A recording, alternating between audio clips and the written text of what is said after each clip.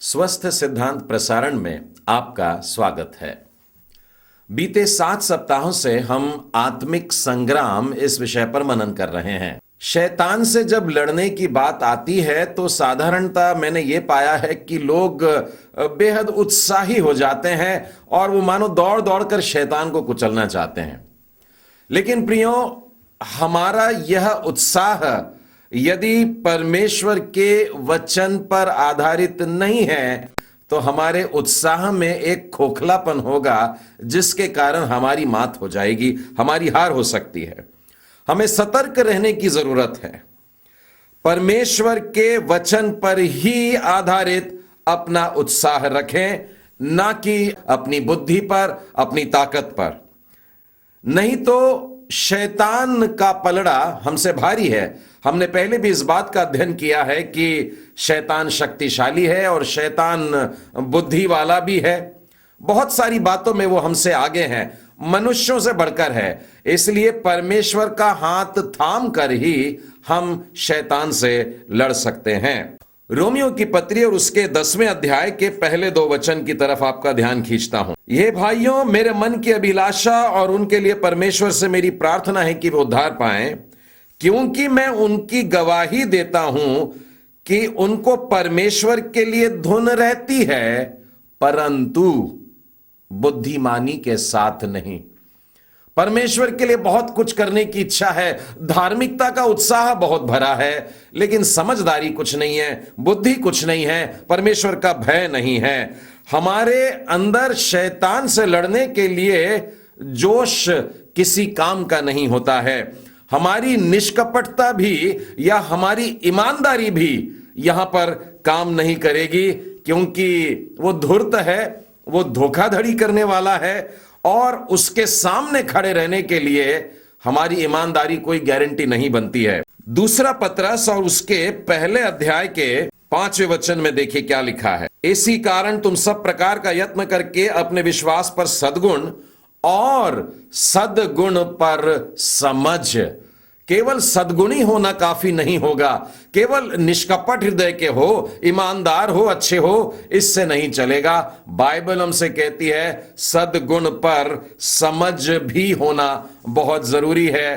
कहीं ऐसा ना हो कि हम ईमानदारी से गलत हो जाएं। दूसरे तिमुथियुस और उसके दूसरे अध्याय के 5वें वचन में लेकर के चलता हूं। इसी बात को थोड़ा और ज्यादा स्पष्ट करना चाह रहा हूं। फिर अखाड़े में लड़ने वाला यदि विधि के अनुसार न लड़े तो मुकुट नहीं पाता है। जो है दौड़ में दौड़ने लगे हैं, कुश्ती में चले गए हैं, अखाड़े में चले गए हैं, मुकुट मिल जाएगा जरूरी नहीं। उनको एक नियम का पालन करना होगा, एक विधि का ज्ञान होना चाहिए, समझदारी होना चाहिए, बुद्धि होना चाहिए, तब कहीं जाकर जीत सकते हो। यहां पर जो बातें लिखी है, मैं उसको शैतान के साथ लड़ने के साथ क्यों जोड़ रहा हूं। यहां पर आप वचन के 3 वचन में आइए, दूसरा अध्याय 3 वचन।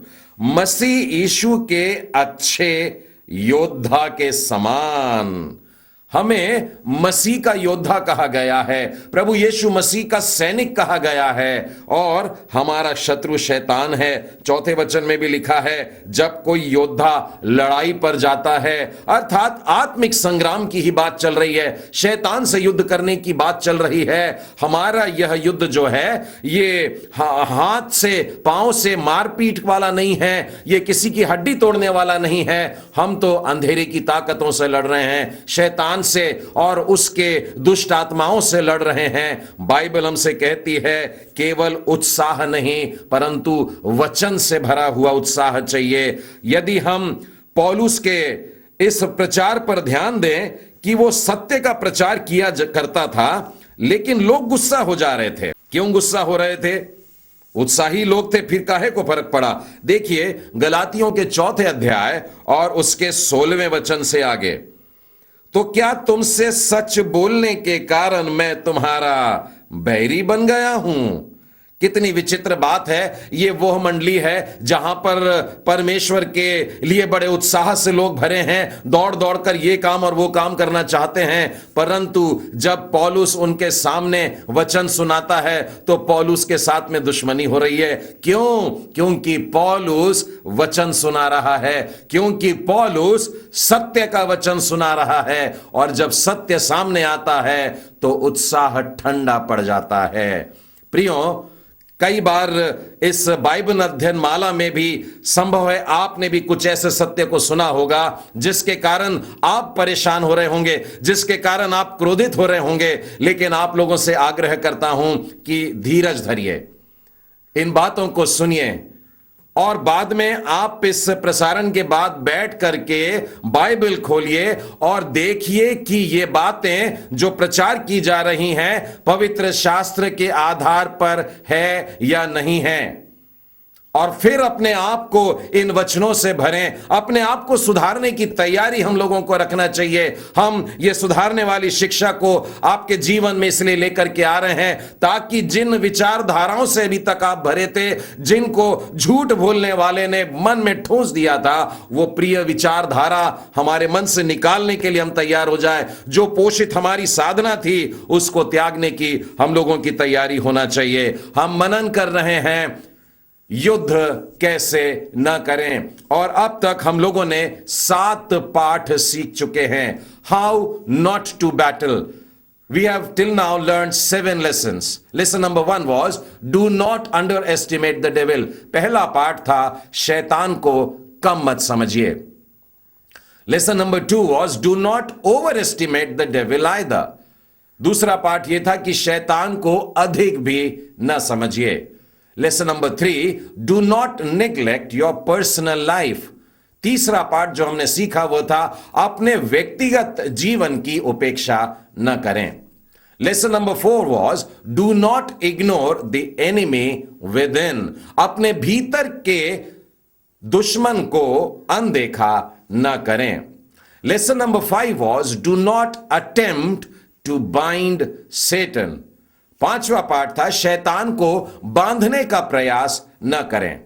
Lesson number 6 was do not practice unapostolic acts. 6वां पाठ था गैर प्रेरिताई कार्यों का अभ्यास न करें। पिछले सप्ताह हम लोगों ने 7वां पाठ सीखा था, और वो यह था कि रहस्य उद्घाटन जो बाइबल आधारित नहीं है उनमें रुचि न लें। The 7th lesson was do not be interested in extra biblical revelations.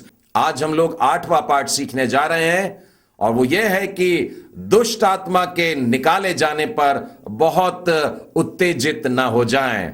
मैं इसे फिर से दोहराता हूं, युद्ध कैसे न करें, दुष्ट आत्माओं के निकाले जाने पर बहुत अधिक उत्तेजित न हो जाएं।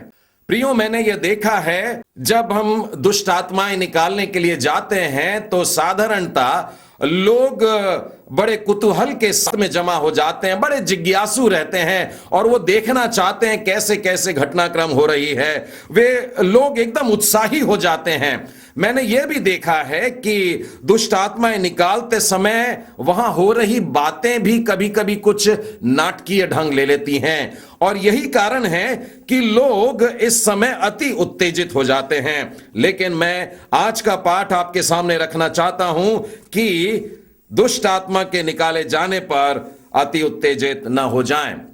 मेरे साथ में लूका रचित सुसमाचार के 10वें अध्याय में आइएगा। यहां पर हम प्रभु यीशु के शिष्यों को देखने वाले हैं। लिखा है 17वें वचन में कि वे 70 चेले जो हैं जिनको प्रभु ने अधिकार दिया था वे अब लौट के आते हैं, और जब लौट के आ रहे हैं तो बड़े आनंद के साथ में आ रहे हैं, उछलते और कूदते हुए आ रहे हैं। इनके आनंद का कारण आपको मालूम है क्या है? वे 70 आनंद करते हुए लौटे और कहने लगे, हे प्रभु, तेरे नाम से तो दुष्ट आत्माएं भी हमारे वश में हो गई हैं। इन लोग किस बात पर आनंद कर रहे थे? किस बात से प्रसन्न थे ये लोग? कि दुष्ट आत्माएं भी उनके वश में हो गई हैं। प्रभु यीशु ने पहला वाक्य तो यूं कहा कि मैं शैतान को बिजली के समान स्वर्ग से गिरा हुआ देखता हूं।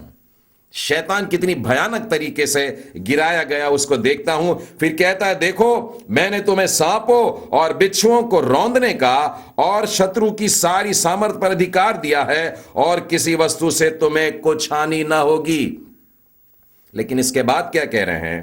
तो भी इससे आनंदित मत होना कि दुष्ट आत्मा तुम्हारे वश में है, परंतु इस बात से आनंदित होना कि तुम्हारे नाम स्वर्ग में लिखे गए हैं। हमें आनंदित होना है पर इस बात में नहीं, हमें उत्तेजित होना है पर इस बात में नहीं कि दुष्ट आत्माएं हमारे वश में आ गई हैं, अब वो हमारी सुनती हैं, परंतु हमें आनंदित इस बात से होना है कि हमारा नाम जीवन की पुस्तक में है, हमारा नाम स्वर्ग राज्य में वहां पर लिखा हुआ है। कितनी अद्भुत बात है। प्रभु यीशु अपने शिष्यों को बता रहे हैं कि वे इस बात के कारण को लेकर के आनंदित हो, ना कि उसके प्रभाव पर वे आनंदित हो। एक और बेहद रोचक बात आपको बांटना चाहता हूं। क्या कारण है कि शैतान को हमारी आज्ञा माननी पड़ती है? क्यों शैतान हमारी बातें सुन सकता है? क्यों करके उसको हमारे सामने झुकना है? वो हमारी आज्ञाओं का पालन करेगा।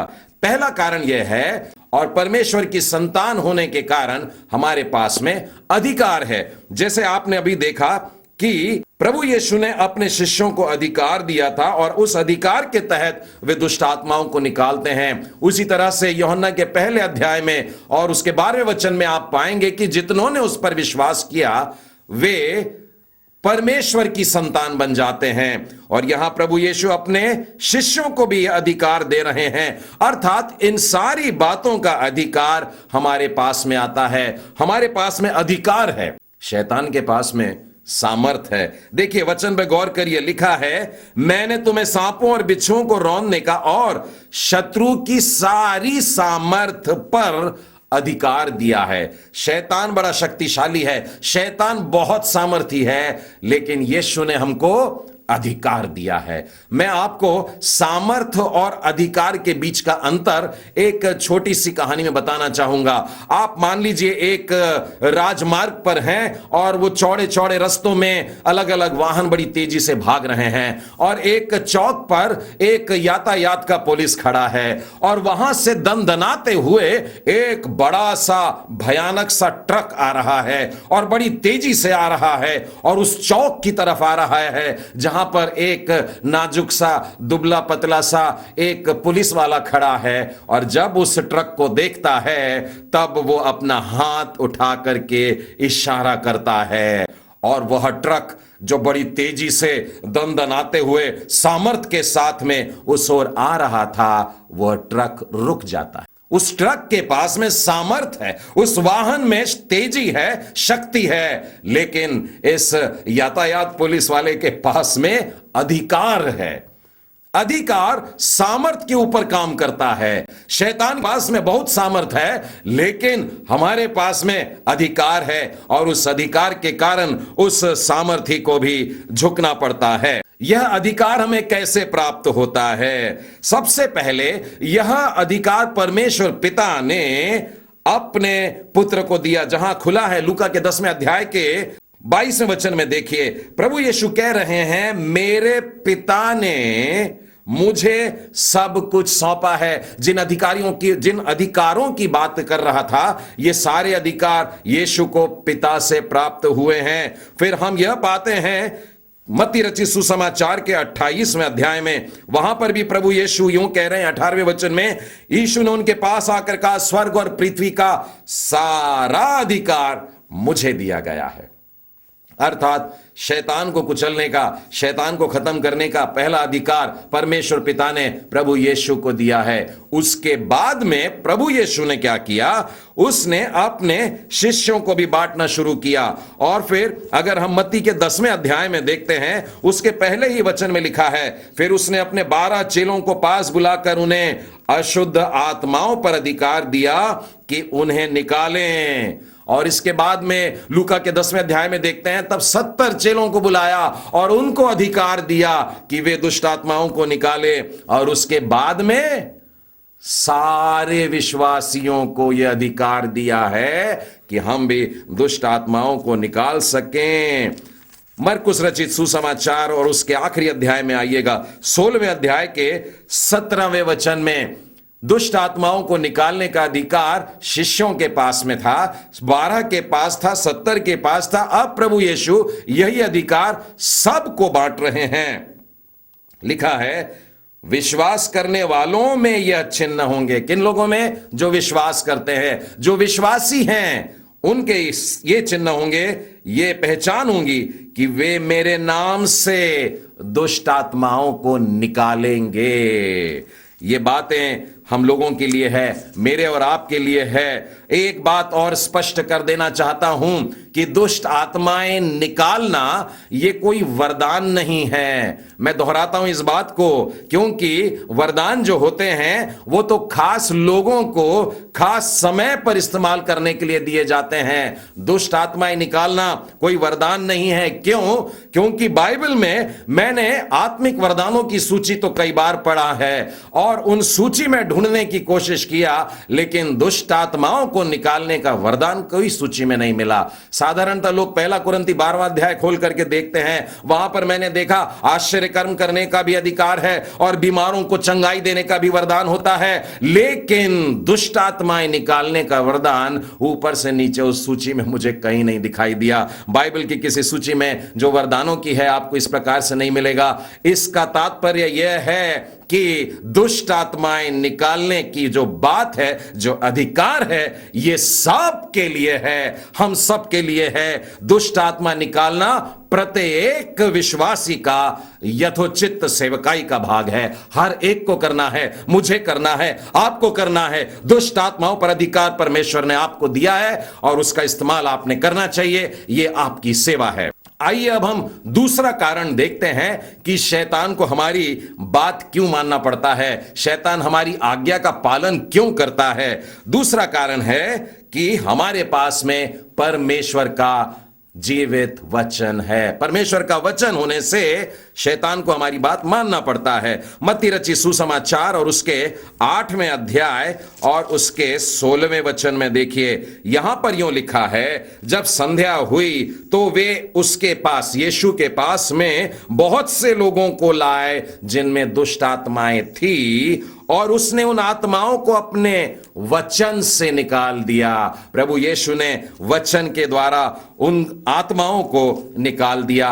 क्या यह वचन आपके पास है? क्या यह वचन मेरे पास है? हां, बाइबल कहती है यही सामर्थी वचन हम में से प्रत्येक के पास है। फिर एक बार इफिसियों के 6वें अध्याय में देखे, वहां पर आत्मिक युद्ध के हथियार हैं और यह भाग शुरू होता है, इसीलिए भाइयों प्रभु में और उसकी शक्ति के प्रभाव में बलवंत बन जाओ। जब भाइयों कह रहा है, यह सब पर लागू होता है। यह खास चुने हुए संतों को या भक्तों को लिखा हुआ नहीं है भाग, लेकिन कहता है तुम सब। और करना क्या है हमको? लिखा है आत्मा की तलवार जो परमेश्वर का वचन है उसे ले लो। हमारे पास में परमेश्वर का वचन आ जाएगा तो उस वचन के कारण शैतान को हमारी बात मानना ही पड़ेगा। मैं एक बड़ा रोचक उदाहरण देने के लिए आपको पुराने नियम में लेकर के चलता हूं। यहां पर 149वें अध्याय के 5वें, 6वें और 9वें वचन में से बताऊंगा, भक्त लोग महिमा के कारण प्रफुल्लित हों और अपने बिछौने पर भी पड़े पड़े जय जयकार करें। उनके कंठ से परमेश्वर की प्रशंसा हो और उनके हाथों में दोधारी तलवार, परमेश्वर का वचन। तो जिनके पास परमेश्वर का वचन है वो ये कर रहे हैं, उसके सब भक्तों की ऐसी ही प्रतिष्ठा होगी। कितना प्यारा वाक्य है, उसको रेखांकित कर लीजिएगा। उसके सब भक्तों की ऐसी प्रतिष्ठा होगी। मेरे और आपके हाथ में वो दोधारी तलवार, जिसके कारण शैतान हमारे सामने झुकता है। परमेश्वर को सारी महिमा देते हैं इस बात के लिए। प्रियो, शैतान को आपकी बात सुनना ही होगा। आपके पास में परमेश्वर का वचन है। हमने देखा हमारे पास अधिकार दिया गया है, हमारे पास में परमेश्वर का वचन है। आइए तीसरा कारण देखते हैं कि शैतान को हमारी क्यों सुनना है। तीसरा कारण है कि हम स्वर्ग के राजदूत हैं। हम लोग एम्बेसडर्स हैं। जो दूसरे देशों के प्रतिनिधि हमारे देश में आके बैठते हैं, उनको हम उस देश का राजदूत कहते हैं, उनको एम्बेसडर कहा जाता है। और उनके पास में बहुत अधिकार होता है, वो अपने देश के लिए यहां पर वक्तव्य दे सकते हैं। और हमें अगर उस देश से कुछ कहना है, हम इन राजदूतों के पास में जाकर के कह सकते हैं। इन राजदूतों के पास में बहुत बड़ा अधिकार होता है। और हम कौन से राजदूत हैं? स्वर्ग राज्य के हैं। हम स्वर्ग के राज्य का प्रतिनिधित्व करते हैं, और स्वर्ग के राज्य के अधीन शैतान का राज है, और इसलिए हम ऊपर वाले राज के राजदूत हैं। और यही कारण है मित्रों कि शैतान को हमारी बात सुनना ही पड़ेगा। लूका रचित सुसमाचार उसके 11वें अध्याय और उसके 20वें वचन में लिखा है, परंतु यदि मैं परमेश्वर की सामर्थ्य से दुष्ट आत्माओं को निकालता हूं तो परमेश्वर का राज्य तुम्हारे पास आ पहुंचा है। प्रभु यीशु परमेश्वर की सामर्थ्य से, परमेश्वर की उंगली से, उस अंगूठे से, उस अधिकार से शैतान को, दुष्ट आत्माओं को निकाल रहे हैं। और यदि हम आगे भी पढ़ते हैं 21 और 22 में, वहां पर बलवंत मनुष्य के बारे में लिखा है, लेकिन प्रभु यीशु उस पर भी जयवंत हुआ है, सर्वशक्तिमान है, शैतान पर भी वो बड़ा साबित हो चुका है। मत्ती रचित सुसमाचार के 10वें अध्याय में आइए और उसके 7वें वचन में देखिए, वहां पर लिखा है, प्रभु यीशु ने कहा, चलते चलते यह प्रचार करो, स्वर्ग का राज्य निकट आ गया है। बीमारों को चंगा करो, मरे हुओं को जिलाओ, कोढ़ियों को शुद्ध करो, दुष्ट आत्माओं को निकालो। प्रभु यीशु ने अब हमको यह आज्ञा दी है। हम जो उसके राजदूत हैं, हमारा काम है कि हम पहले प्रचार करें और फिर उसके बाद ये सारे काम करना है, जिसमें दुष्ट आत्माओं को भी निकालना है। ये सारे कारण हुए कि शैतान को हमारी बात मानना पड़ेगा।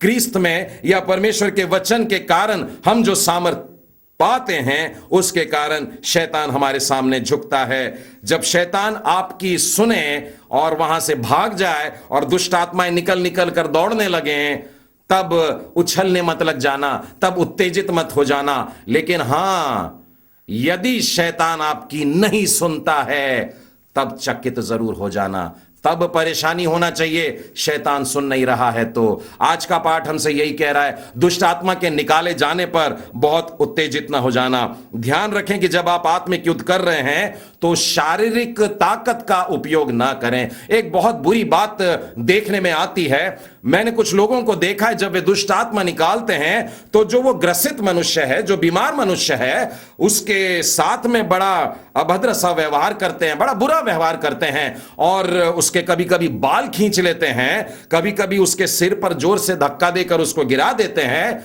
और तो कभी कभी उनकी आंखों में तेल भी डालते हैं, और प्याला लेकर आते हैं, कहते हैं आशीष का पानी है, उसे जबरदस्ती पिलाते हैं, या फिर पानी उसके ऊपर छिड़कने लग जाते हैं। अलग अलग तरीके से, कभी कभी तो छड़ी से मारते, कभी कभी झाड़ू से मारते हुए देखा है। मेरे प्रियो, जो व्यक्ति बीमार है, जो दुष्टात्मा ग्रसित है, वो पहले ही परेशान है, वो पहले ही सताया हुआ है, और आपके पास इसीलिए आया है कि आप उसे छुटकारा दो, आप उसे शैतान से आजादी दो। और क्या आप उसके साथ में ये सब दुर्व्यवहार फिर करेंगे? मरकुस के 5वें अध्याय में एक दुष्ट आत्मा ग्रसित मनुष्य है जो अपने आप को पत्थरों से मारता था, लहूलुहान हो गया था। प्रभु यीशु ख्रिस्त ने जाकर के क्या उसको पटकना शुरू कर दिया? मैं तो देखता हूं प्रभु यीशु ने बड़े प्रेम के साथ में वहां पर कार्य किया, दुष्ट आत्माएं निकल गई और वो आदमी बड़े प्रेम से आकर प्रभु यीशु के चरणों में बैठ गया है। हमें अपने अधिकार से शैतान को भगाना है, लेकिन मनुष्यों को परमेश्वर के प्रेम से अपने गले लगाना है। प्रियो, ऐसे लोगों के साथ में निर्दयता से नहीं, परमेश्वर की सामर्थ और प्रेम से भर करके पेश आए। एक और महत्वपूर्ण बात मैं आपको सुनाना चाहता हूं, ध्यान से सुनिएगा। शैतान के साथ में ज्यादा बातचीत मत करिएगा। शैतान के साथ में कई लोग बहुत सारी बातें करते हैं, तू कौन है, कहां से आया है, किसने भेजा है, कब जाएगा और कहां जाएगा, इस प्रकार की बहुत सारी बातें करते हैं। लेकिन ये सब बातें बिल्कुल सही नहीं है। प्रभु यीशु इन बातों को पसंद नहीं करते थे। लूका रचित सुसमाचार उसके 4 अध्याय के 41वें वचन में लिखा है, और दुष्ट आत्माएं भी चिल्लाती हुई और यह कहती हुई कि तू परमेश्वर का पुत्र है। यीशु के लिए कह रही हैं, बहुतों में से निकल गई, पर वह उन्हें डांटता था और बोलने नहीं देता था। प्रभु यीशु दुष्ट आत्माओं को मुंह नहीं खोलने देता था, वो उसको चुप करा देता था। और हमें भी चाहिए मित्रों कि हम भी दुष्ट आत्माओं से ऐसी तारीफ सुनने के लिए ना बैठें। कहीं ऐसा ना हो कि दुष्ट आत्मा आपकी तारीफ करने लगे और आपने लोगों को इकट्ठा कर लिया, भीड़ को इकट्ठा कर लिया कि देखो मेरे बारे में कैसी कैसी बातें बताते हैं। मैं प्रेरितों के कार्य में लेकर के चलता हूं, वहां के 16वें अध्याय में 17वें 18वें वचन में आपको बताता हूं। यहां पर पौलुस है और उसके साथ में सिलास है, और ये दोनों हैं जो प्रार्थना करने के लिए निकलते थे। तो रास्ते में एक लड़की मिल जाती थी, एक दासी मिल जाती थी, जो भावी कहने वाली आत्मा और अलग अलग बातें बोल करके अपने स्वामियों के लिए पैसे कमा देती थी। जब ये प्रभु के भक्तों को देखती है तो ये कहती है, ये मनुष्य परम प्रधान परमेश्वर के दास हैं जो हमें उद्धार के मार्ग की कथा सुनाते हैं। सही बात कर रही थी, तारीफ सही थी, लेकिन पौलुस के लिए लिखा है जब बहुत दिन हुए और वो ऐसा ही करती रही तो पौलुस दुखी हो गया और मुड़ करके उस आत्मा से कहा, मैं तुझे यीशु मसीह के नाम से आज्ञा देता हूं, उसमें से निकल जा। और वो उसी घड़ी निकल गई, उसका बोलना बंद करा दिया और दुष्ट आत्मा का मुंह बंद हुआ। प्रियो, शैतान को ज्यादा बोलने ना दें। शैतान वैसे भी झूठ का पिता है, वो झूठ ही बोलेगा। शैतान से कुछ पूछिए मत, वो आपको झूठे उत्तर देने वाला है। और जरूरी है कि हम उसका मुंह बंद करके रखें, क्योंकि वो हमारे पांव के नीचे हैं। ऐसे बहुत से लोग हैं जो इस प्रकार की बातें करते हैं और अपने आप को मुसीबत और तकलीफों में पाते हैं। प्रिय मित्रों, how not to battle, do not get over excited by demon casting. आज का पाठ स्पष्ट हुआ है, युद्ध कैसे न करें। दुष्ट आत्माओं के निकाले जाने पर बहुत उत्तेजित न हो जाएं। परमेश्वर पिता आप सबों को आशीष दे।